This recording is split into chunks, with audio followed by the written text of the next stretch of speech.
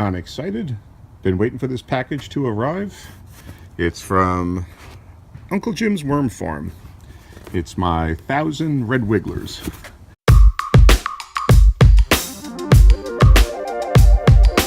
So we're gonna have an unboxing and see what we got. A couple of weeks ago I built this worm bin. It's a flow-through worm bin. It's a 5-bucket system. It's actually a 6-bucket system. You've got the leachate collection bin here. Then you've got the one bin where the worms would survive. This lower one is where the finished compost, the worm castings, would be. Then you got 2 spacers, and then you got the top bin where the worms will live. And then on top, you've just got a cover, and it just makes it easier to feed them. So I've prepared this bin about 2 weeks ago, 2+ weeks ago, in anticipation of the worms arriving. It's got, as you can see on top here, we've got shredded paper, and then there's below there's a sheet of newspaper, a sheet or 2 of newspaper underneath to provide a layer underneath so the worms don't fall through. Some torn up cardboard, some garden soil, some compost, and a couple of pieces of food to kind of prepare the bin for the worms' arrival so that there'd be some active bacteria in there to help with the composting. On my blog, which I'll link to below, I have a step-by-step on how I built the worm bin with a lot of pictures. And so now let's open up the box and see what kind of worms we got. So I got a pail here that I'm going to pour the worms into, just make sure they're okay. Of course, Uncle Jim's tells you to check the worms, and you got 48 hours to let them know if there's any problems. So put them in here before I put them into the flow-through bin system. Kind of damp, that's because they pack them. So we got a worm advisory. All right. They give you some instructions and information. Okay, so it comes in a nice pouch. Okay, there were a bunch of worms that were stuck on the packaging here that I had to pry off and get in there. And a big mass of them, like this here. Don't look too healthy, but we'll see after they in the bin. So the instructions say to put them underneath the paper. So I'm going to pull back.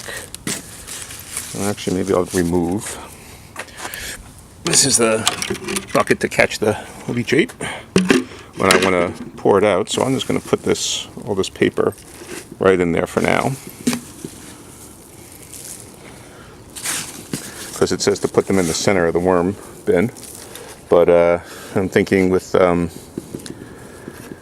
freaking worms, that whole bottom is going to be, the whole thing is just going to be covered. So now I'm going to dump them into the bin.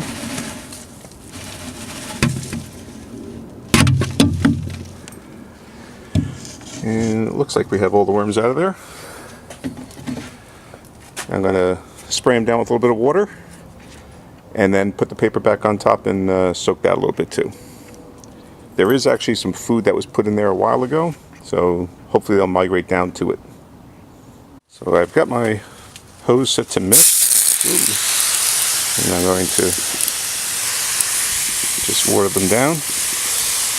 Now if it does get a little wet, that water will seep through the bottom. It's not like they'll be hanging out and drowning.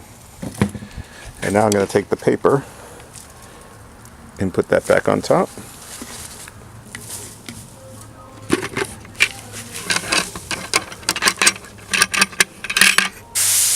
I'm going to wet this down as well. I've moved the worm bin back into my basement since it is a climate controlled area and I don't have to worry about killing them.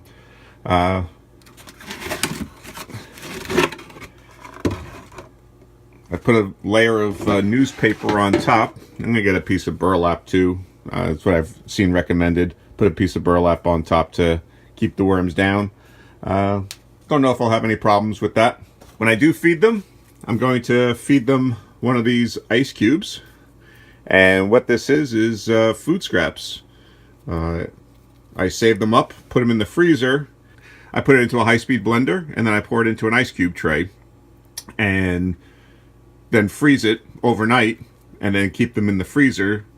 So once a week when I feed them, I'll take a cube, one in each corner, and then one in the center as well. 1,000 worms, about a pound.